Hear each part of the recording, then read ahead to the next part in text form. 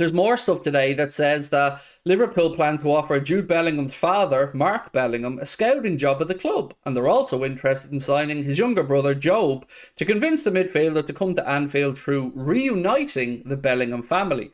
That was attributed to El Nacional. Now, here's the thing. I've got no idea if that's true. Not a clue. Don't know. I mean, I'd love it to be true. I'd love the charm offensive to be that strong that Mark Bellingham was being offered a scouting job, or Liverpool want to sign Jobe Bellingham as well and reunite the Bellingham family. I don't think any of us would be disappointed with that, but I also cannot say in good conscience that I know that to be true.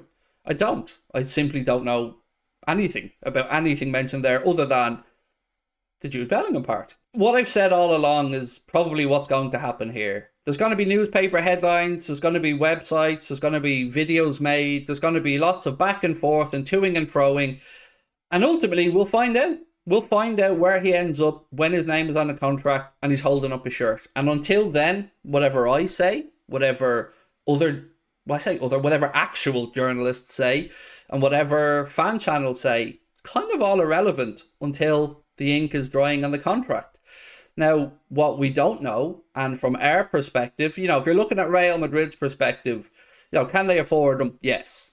Are they a big club? Yes. Have they got a top-class manager? Yes. Is there a lot of positives about going to Real Madrid? Yes. But they ain't Jurgen Klopp. They have not got Jurgen Norbert Klopp. Do not underestimate the pulling power and the charm offensive of our manager. But the one thing that I can say here, and I've always been open about this and guarantee you, is that those tight-fisted assholes in Boston pony up the dough. Oh yeah, I call them tight-fisted assholes. You're not watching other channels here. You're watching me, and I tell you my honest opinions. I'm confident that they'll pony up the dough. So I hope I'm wrong, or that they sell. But I'm very, very convinced of where his preference lies and where he wants to be. So let's wait and see. Let's wait and see what happens. But I think Jurgen has worked very, very, very hard on this deal for a very long time. And again, just to kind of try and win some more of you over into my way of thinking. Remember a week ago, 2 weeks ago, Jurgen Klopp spoke glowingly about Jude Bellingham, instilling the virtues of what a great midfielder he is, how he plays like a midfielder who's already at his peak, even though he's only 19, spoke about lots of lovely things about Jude Bellingham. Does that sound like the words of somebody who's already been told that he's lost that race? That the Bellingham family have made a decision and told Real Madrid that that's where they're going to go. Does any of that sound like Jurgen Klopp feels that way? Because it doesn't to me.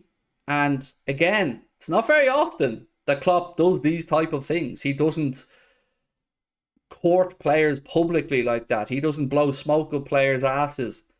Occasionally, if you're speaking about a Messi or something, or a Ronaldo, yes, he says, glowing things. But we all know that the Messis and the Ronaldos will never come near Liverpool Football Club.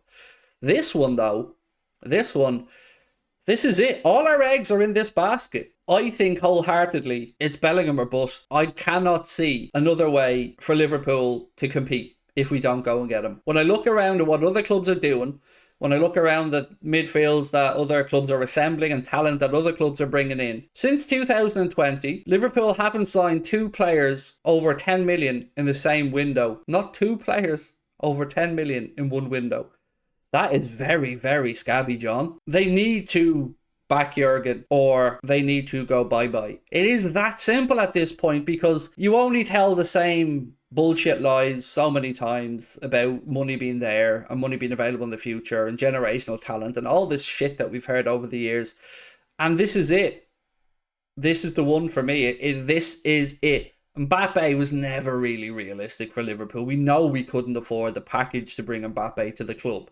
Would he have come? Do you know what? I think he might, genuinely. I think if Liverpool ponied up the dough, I think Mbappe and his family seem to have a little soft spot for Liverpool. So that could have maybe happened in some alternative universe where our owners don't care about FFP or, making a profit. But I don't see another option here. We lost out on Tchouaméni to Real Madrid. Because Tchouaméni let it be known very early doors that Madrid were his club of choice. Liverpool knew that, I think at least 4 to 5 months ahead of that move actually taking place. So we knew that. And look, I can understand it. I'm not going to sit here and say Madrid aren't an attractive club. Of course they are. They're huge. They're the most successful club in European football. But some players just want something different. And I don't think, if I'm advising Jude Bellingham, or maybe I'll ask you guys for your opinion, if you were to be advising Jude Bellingham, do you think that a 19-year-old Jude Bellingham's best move right now, leaving Borussia Dortmund, is to go to Manchester United, did you hear me? Is to go to Real Madrid? Because I don't. Sincerely, I don't. I said the same when Houlden was at Dortmund. I said he needs another year there at the time. And I don't think this is the right time. I think if Jude Bellingham really does want to go to Madrid at some point in his career, it can happen. Of course it can. I think it can happen when he's 26, 27, 28. He's 19 years of age right now. He's already shown tremendous courage to take a move to Germany, to go play in a different country, in a new league, in a new environment. And that would have benefited him massively. He will have matured, I'm sure, a lot over there, even though he was already a very mature young man. And his footballing ability has been progressed through. So let me just ask you one more thing. If the deal to take him to Real Madrid has all but been agreed, and if Madrid have told Dortmund, and Dortmund have told Madrid, and everybody's all, yeah, he's going to Real Madrid, why would you have one of the executive at Borussia Dortmund, but a mere couple of weeks ago, saying if he had his choice, he would send Jude Bellingham to Jurgen Klopp at Liverpool Football Club, but don't expect any knockoff on the price. Don't expect it to be cheaper. You also have, as I keep saying, just go back over it in your head, Henry Winter, one of the most esteemed football journalists in the UK. I'm looking forward to seeing Jude Bellingham playing in Liverpool's midfield next season. Direct quote. You've got the friendship with Henderson. You've got the fact that, Jude was a Steven Gerrard fan. It was his idol growing up.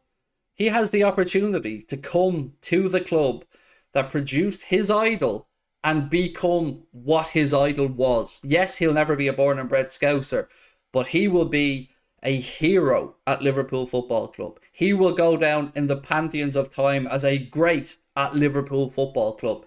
He will be just another player at Real Madrid. He won't have the legacy. That's my take on it. That's always been my take on it. And that's why I believe that Jude Bellingham was going to end up at Liverpool, as well as what I've been told.